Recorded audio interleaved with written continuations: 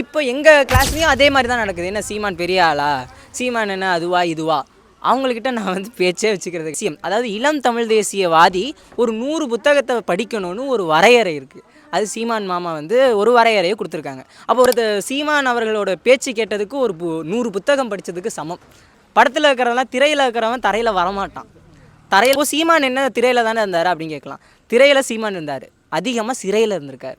அதனால தான் நாங்கள் சீமான் பின்னாடி நிற்கிறோம், விஜய் எதிர்க்கிறோம். இதுதான் உண்மை. அப்படின்னா ஒரு ஹிண்ட்ஸ் வச்சு படிக்கலாம். ஆனால் ஒரு பேப்பரை வச்சு முழு வசனத்தையும் பேப்பர்லேயே எழுதி படிக்கிறது வந்து அவங்களுக்குள்ளே என்ன இருக்குது அப்படிங்கிறத வெளிப்படுத்தாமல் பேப்பரில் என்ன இருக்கோ அதுதான் வெளிப்படுத்துது. கொள்கை கிடையாது. அதாவது விஜய் அவர்கள் எப்படின்னா ஒரு தலையாட்டி பொம்மை மாதிரி தான். அவங்களுக்கு பின்னாடி வந்து ஏகப்பட்ட பேர் வந்து அவங்கள இயக்கிக்கிட்டு இருக்காங்க.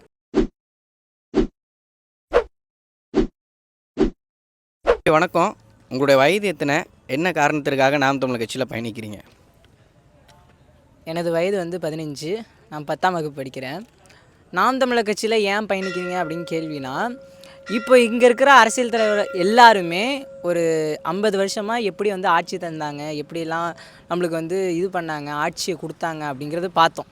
அப்படி பார்க்கும்போது என்னென்னா, புதிய தத்துவம் திராவிட கொள்கையை கொண்டு 2 கட்சியும் 50 வருஷமாக ஆண்டுச்சு. அப்போது புதிய கொள்கை தமிழ் தேசிய கொள்கையை கொண்டு வந்துட்டு சீமான் மாமா வந்து நாம் தமிழர் கட்சி இயக்கத்தை வந்து கட்சியை வந்து தொடங்கினாங்க. அப்போது தான் எனக்கு வந்து இவங்க என்னென்ன செய்வாங்க, ஏது செய்வாங்கன்னு ஒரு வரையறையை கொடுத்தாங்க. கரெக்டான ஒரு கொள்கை கோட்பாடு. எல்லா தலைவர்கள் எனக்கு தமிழ் இனத்துக்காக உயிர் நீத்த எல்லா தலைவர்களையும் இவங்க தான் உங்கள் தலைவர் அப்படிங்கிறத வந்து கற்பித்து தரனால எனக்கு நாம் தமிழர் கட்சி வந்து ரொம்ப பிடிச்சிருந்துச்சி. அது ஒரு காரணம். இப்போ மற்ற கட்சிக்கும் நாம் தமிழர் கட்சிக்கும் உள்ள வேறுபாடு என்ன? மற்ற கட்சிக்கும் நாம் தமிழர் கட்சிக்கும் பல வேறுபாடுகள் இருக்குண்ணே. சொல்லப்போனால் இப்போ இந்த கட்சியெல்லாம் என்ன பண்ணுதுங்கன்னா ஒரு ஊழல் பண்ணுது. ஆனால் நாம் தமிழர் கட்சி நான் வந்தால் ஊழலை ஒழிப்பேன், இந்த விஷயம்லாம் நான் செய்வேன், வேலை வாய்ப்பை இந்த மாதிரி மாற்றுறேன். அதாவது திராவிட கொள்கைக்கு எகெயின்ஸ்டாக ஆப்போசிட்டாக ஒரு கொள்கையை வந்து தமிழ் தேசியத்தை வந்து சீமான் அவர்கள் வந்து தூக்கி நிறுத்துகிறாங்க. அப்போ என்ன ஆகுது, இந்த கட்சியில் என்னது திராவிட கொள்கை, நாங்களாம் திராவிடம் அப்படின்னு சொல்லும்போது நம்மளோட மரபு சார்ந்த நம்மளாம் தமிழண்டா, முன்னோர்கள்லாம் நமக்கு தமிழுக்காக ஏகப்பட்ட போராட்டம்லாம் செஞ்சுருக்காங்க, போராடி இருக்காங்க. அப்போ நம்ம திராவிடம் சொல்லும்போது அவங்க செஞ்ச செயல்கள் அர்த்தம் இல்லாமல் போதில்ல. இப்போ இந்த திராவிட கட்சிகள் எல்லாருமே இந்த 50 வருஷமாக என்ன செய்கிறாங்கன்னா திராவிட கொள்கையை முன்வைக்கிறாங்க. ஆனால் திராவிடங்கிறது ஒரு விஷயமே இல்லை. அதாவது ஒரு பொருள் இல்லாத சமஸ்கிருத வார்த்தை தான் திராவிடம். சமஸ்கிருதத்துலேருந்து வந்தது தான் திராவிடம்ங்கிற ஒரு சொல். திராவிடங்கிறது ஒரு கொள்கையும் கிடையாது. இப்போது அதுக்கு எகைன்ஸ்டாக, அதாவது அதற்கு மாற்றாக தமிழ் தேசியம், அதாவது இந்த தமிழ்நாட்டை வந்து ஒரு தமிழன் ஆண்டு மொத்தம் 800 வருஷம் ஆயிடுச்சு. அப்போது இந்த தமிழ்நாட்டை ஒரு தமிழன் தான் ஆளணும்னு நாம் தமிழர் கட்சி முன்வைக்கிறது. அந்த விஷயம் வந்து இந்த 2 கட்சிக்கும் உள்ள வேறுபாட்டை வந்து ரொம்ப உயர்த்தி சொல்லுது. யார் வேணால் வந்து வாழலாம், ஆனால் தமிழன் மட்டும்தான் இங்கே ஆளணும் அப்படிங்கிற ஒரு கொள்கை இருக்குங்களே. ஒரு கன்னடன், ஒரு மலையாளி, யாராக இருந்தாலும் தெலுங்கன் இருந்தாலும் இங்கே வந்து வாழ்கிறதுக்கு உனக்கு உரிமை இருக்குது. பட் இந்த தமிழ்நாட்டை ஆள்றதுக்கு எங்கள் தமிழனுக்கு தான் உரிமை இருக்குது. அப்போனா அந்த கொள்கையை யார் கொண்டு வராருன்னா இந்த நாம் தமிழர் கட்சி சீமான் அவர்கள் தான் கொண்டு வராங்க. அப்புறமா இந்த ஈழ பிரச்சனையும் தலைவன் மேதகு பிரபாகரன் அவர்களை சொல்கிற கட்சியாகவும் இந்த நாம் தமிழர் கட்சி இருக்குது. மாற்று அரசியல்னு சொல்லி இப்போ தமிழக வெற்றி கழகம் வந்துட்டு இருக்காங்க. இப்போ உங்களை மாதிரியான இளைஞர்களும் அதில் பயணிக்கிறாங்க. அதை பற்றி நீங்கள் என்ன நினைக்கிறீங்க? இப்போ இந்த திராவிடத்தை அழிக்கணும்னா அந்த திராவிடத்தில் இருக்கிற கொள்கை என்ன பார்த்தோம்னா திராவிட கொள்கை. அப்போ அந்த திராவிட கொள்கையை கொண்டு அந்த திராவிடத்தை அழிக்க முடியுமான்னு பார்க்கும்போது அழிக்க முடியாது. அப்போது அதற்கு மாற்றான ஒரு கொள்கையை கொண்டு தான் அந்த திராவிடத்தை அழிக்க முடியும். இப்போ டிவிக்கே வந்திருக்காங்க, விஜய் அவர்கள் வந்திருக்காங்கன்னா வரலாம், அவங்களுக்கு உரிமை இருக்குது.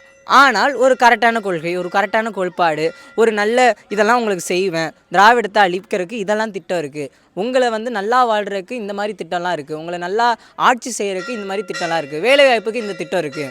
அதாவது ஒவ்வொரு வீட்டுக்கு பைக் இருக்கணும், வீடு இருக்கணும், கார் இருக்கணும், படித்தவங்க இருக்கணும்னு சொல்கிறாங்கல்ல. ஆனால் எப்படி அதை செயல்படுத்துவாங்கன்னு ஒரு வரையறையை அவங்க கொடுக்கவே இல்லை.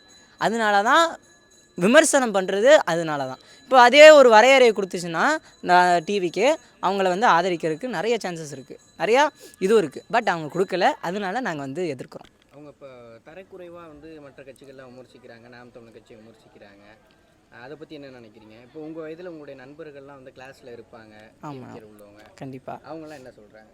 அதாவது அது இப்போ மட்டும் இல்லை, இந்த அரசியலுக்கு வந்த பிறகு வந்ததும் இவங்க விமர்சிக்கிறது இல்லை. முன்னாடி விஜய் அவர்கள் படத்தில் இருக்கும்போது அவங்க எகென்ஸ்டாக இருந்த அஜித் அவர்களையும் அந்த ரசிகர் கூட்டம் எதிர்த்து ரொம்பக்கு பேசியிருக்கு.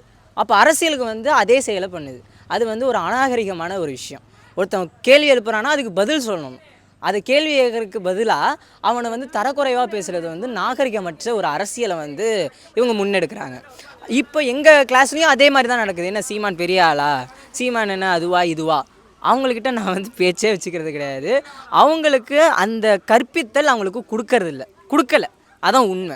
ஆனால் எங்களுக்கு தமிழ் தேசியம், அதாவது இளம் தமிழ் தேசியவாதி ஒரு 100 புத்தகத்தை படிக்கணும்னு ஒரு வரையறை இருக்குது. அது சீமான் மாமா வந்து ஒரு வரையறையை கொடுத்துருக்காங்க. அப்போ ஒரு தமிழ் தேசியவாதி, ஒரு இளம் தமிழ் தேசியவாதி இப்படி இருக்கணும்னு வரையறை இருக்குது. ஆனால் டிவிகே பொறுத்தளவு அப்படிலாம் கிடையாது. நீ ஒரு மஞ்சள் சிவப்பு துண்டை ஓட்டு வந்தால் நீ ஒரு டிவிகேக்காரன், அவ்வளோதான். அது மாதிரி ஒரு சின்ன பசங்க எங்கள் கூட இருக்கிற பசங்க என்னென்னா அந்த ஒரு புரிதல் இல்லாமல், ஒரு இது இல்லாமல், ஒரு கோட்பாடு இல்லாமல், கொள்கை இல்லாமல், ரசிகன் படத்தில் நடிச்சிட்டான், ஒரு வீரமாக அடிச்சிட்டான் அப்படின்னு சொல்லிட்டு அவன் பின்னாடி நிற்கிறது அநாகரிகமானது. படத்தில் இருக்கிறவெல்லாம் திரையில் இருக்கிறவன் தரையில் வரமாட்டான். தரையில் இருக்கிறவன் அப்போது சீமான் என்ன திரையில் தானே இருந்தார் அப்படின்னு கேட்கலாம். திரையில் சீமான் இருந்தார், அதிகமாக சிறையில் இருந்திருக்கார். அதனால தான் நாங்கள் சீமான் பின்னாடி நிற்கிறோம், விஜய் எதிர்க்கிறோம். இதுதான் உண்மை. இப்போ விஜய்க்கும் சீமானுக்கும் உள்ள வேறுபாடாக நீங்கள் என்ன நினைக்கிறீங்க? என்னென்னா சீமான் அவர்கள் வந்து ஒரு 100 பேர் 100 விதமான கேள்வி கேட்டாலும் அதுக்கு 100 விதமான பதில் சொல்கிறவங்க சீமான் அவர்கள். அந்த ஒரு தைரியம், அந்த ஒரு வீரம், தமிழனுக்கு அந்த வீரம், அந்த மரபு இருக்குது. அது வந்து நான் சீமான் அவர்களோட இதில் பார்க்குறேன். அப்போ விஜய் அவர்கள் பேப்பரை வச்சு படிக்கிறது, பேப்பரை வச்சு எப்படின்னா ஒரு ஹிண்ட்ஸ் வச்சு படிக்கலாம். ஆனால் ஒரு பேப்பரை வச்சு ஒரு முழு வசனத்தையும் பேப்பர்லேயே எழுதி படிக்கிறது வந்து அவங்களுக்குள்ளே என்ன இருக்குது அப்படிங்கிறத வெளிப்படுத்தாமல் பேப்பரில் என்ன இருக்கோ அதுதான் வெளிப்படுத்துது. அப்போது விஜய் அவர்களோட ஒரு இது என்ன, அவங்களுக்கு உள்ள ஒரு புரிதல் என்ன அப்படிங்கிறத காட்டுறதில்ல. அப்போது சீமான் அவர்கள் எந்த நேரத்துலையும் அவங்களோட கொள்கையும் அவங்களோட கட்சியோட சார்ந்த எந்த பிரச்சனையும், இந்த தமிழ்நாட்டில் இருக்கிற பிரச்சனைகளை பேசுகிறதுக்கு அவங்களுக்கு ஒரு வீரம் இருக்குது. ஆனால் விஜய்கிட்ட அது கிடையாது, ஒரு கொள்கை கிடையாது. அதாவது விஜய் அவர்கள் எப்படின்னா ஒரு தலையாட்டி பொம்மை மாதிரி தான். அவங்களுக்கு பின்னாடி வந்து ஏகப்பட்ட பேர் வந்து அவங்கள ஏக்கிக்கிட்டு இருக்காங்க. அதனால் விஜய் அவர்கள் வந்து எப்படின்னா ஒரு பொம்மை மாதிரி தான். டிவிக்கே பொறுத்தளவு ஒரு பொம்மை தான். ஆனால் சீமான் அவர்கள் ஒரு தமிழ் தேசியவாதி, எல்லா கருத்துக்களையும் உள்ளடக்கிய ஒரு மனிதன் என்று சொல்லலாம். அதனால் எனக்கு சீமான் அவர்களை ரொம்ப ரொம்ப பிடிக்கும். சீமான் அவர்களோட பேச்சு கேட்டதுக்கு 100 புத்தகம் படித்ததுக்கு சமம்.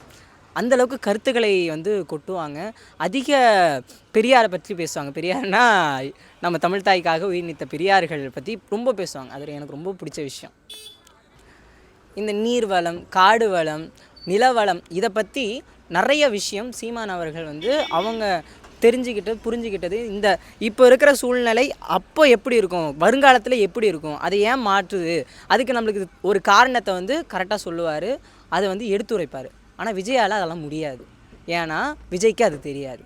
ஆனால் சீமான் அவர்கள் இது தெரியும், கருத்துக்களை கொற்ற ஒரு மாமனிதன் தான் நான் சொல்லுவேன். அவ்வளோதான்.